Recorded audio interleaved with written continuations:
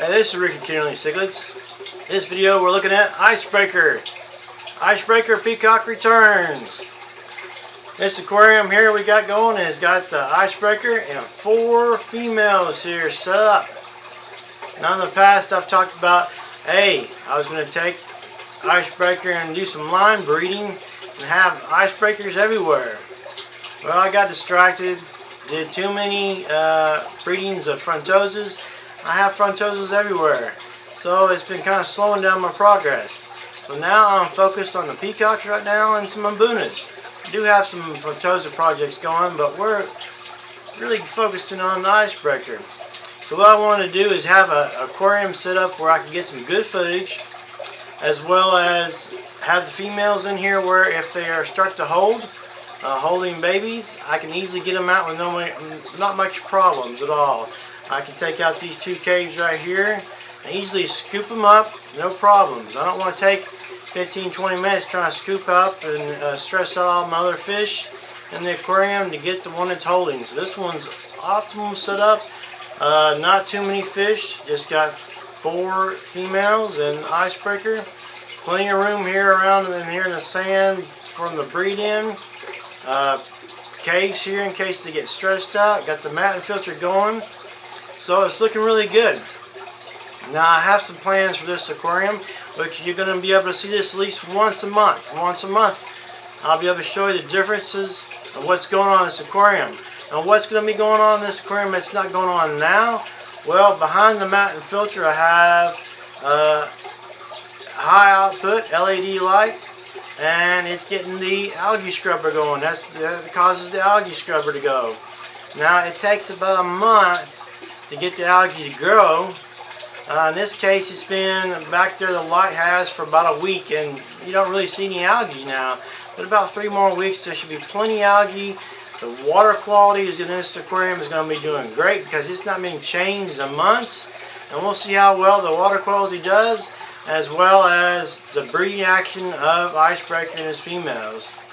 I'm going to be feeding these guys in this video some artificial crab meat, because it's one of my favorite foods to get fish to be breeding and also increase their size. Because IceBreaker is a pretty good size, but he's nowhere near his full size. So I want to focus in on him, and as well as my dragon bloods. But for now, this aquarium, I'm going to be focusing on him and his females.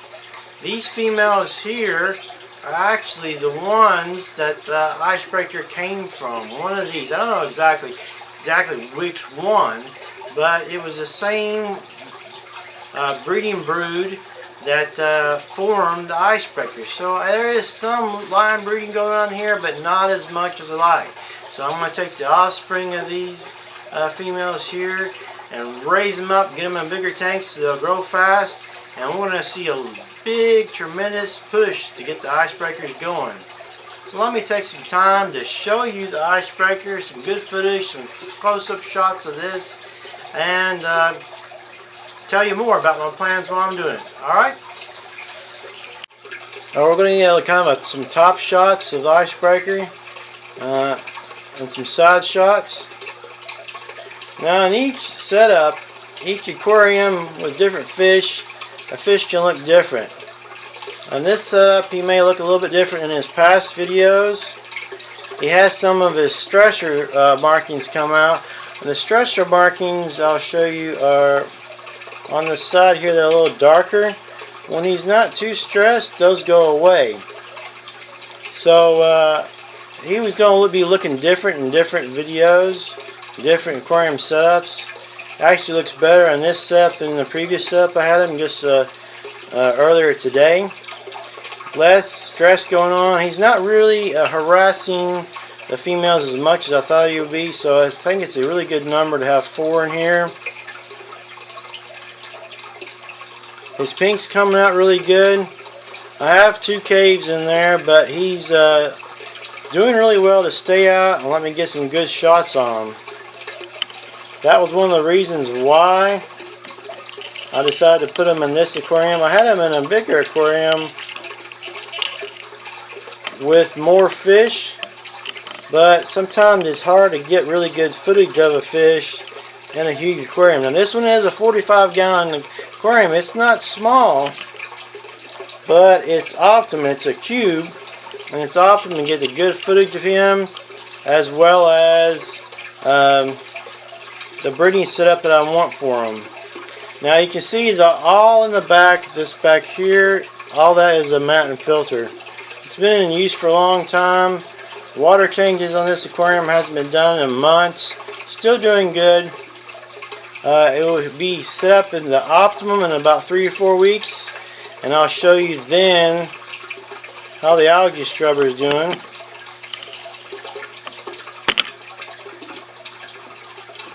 Let's get a good look at the IceBreaker. Now, if you look at him now, if you're first, experiencing IceBreaker, look at some of the past videos on how he looks a little different in those compared to today. Plus, you have the shimmering effect of the LED that's going, that makes it look pretty cool.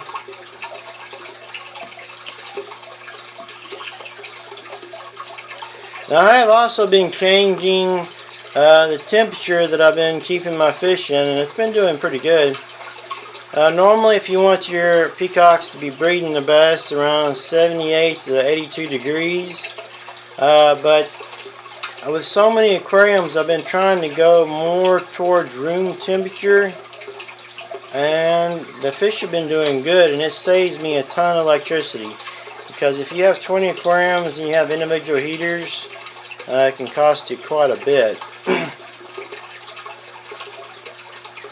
So right now he's not herding up the females.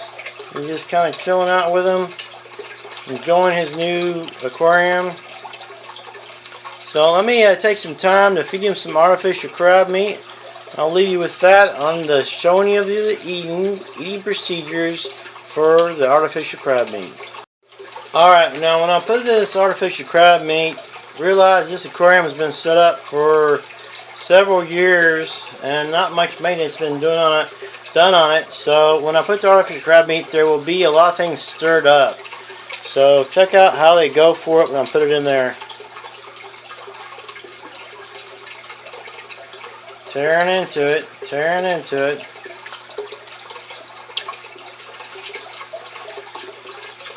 Put some more in there and look at those females just loving it. There goes the IceBreaker. He's got a chunk of it and he's not going to let it go. I'm a fan of artificial crab meat. I've had much success with breeding my fish, getting them to breed, getting them to grow a lot faster, better coloration, so forth. I've just recently started feeding IceBreaker the artificial crab meat. So, a month from now, I'll be doing a video on him and this aquarium, so you can see the changes of the algae scrubber, as well as how I've been feeding them and how, if any of the females are holding by then. It's going to be exciting. I hope I got a lot of viewers to watch this one because you've been asking for it.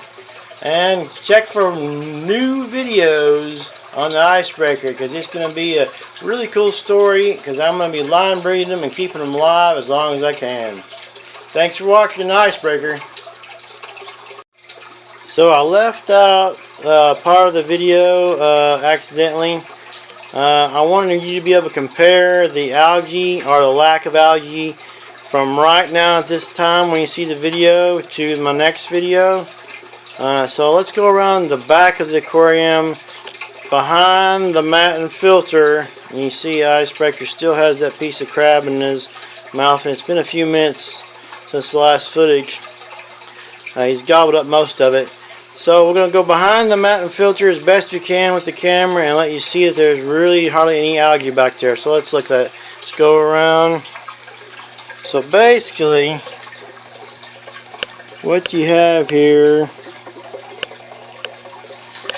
is a light coming up through here. That's where my finger is, and it goes up through here. Let's zoom in. So you have a little bit of waste, no algae. It's hard to really get a good shot. Let me zoom in here. No algae back there, a little bit of waste, but no algae. So stay tuned. for the next video to see how the algae looks. It's a little bit harder for me to show you the algae. Let me go from the top. There's really no algae back here in the back as of yet, but we'll see in the future how it does. Now if you're interested in learning about how I do my algae scrubbers, which this one's a little bit different, I'll have the light. Look at how to lower your nitrates. It's something you want to check out. That's the video, how to lower your nitrates. You'll enjoy it. It's cheap to do, easy to do, and it'll make a huge difference. So check that video out. And again, thanks for watching Ricky Kennerly Cichlids.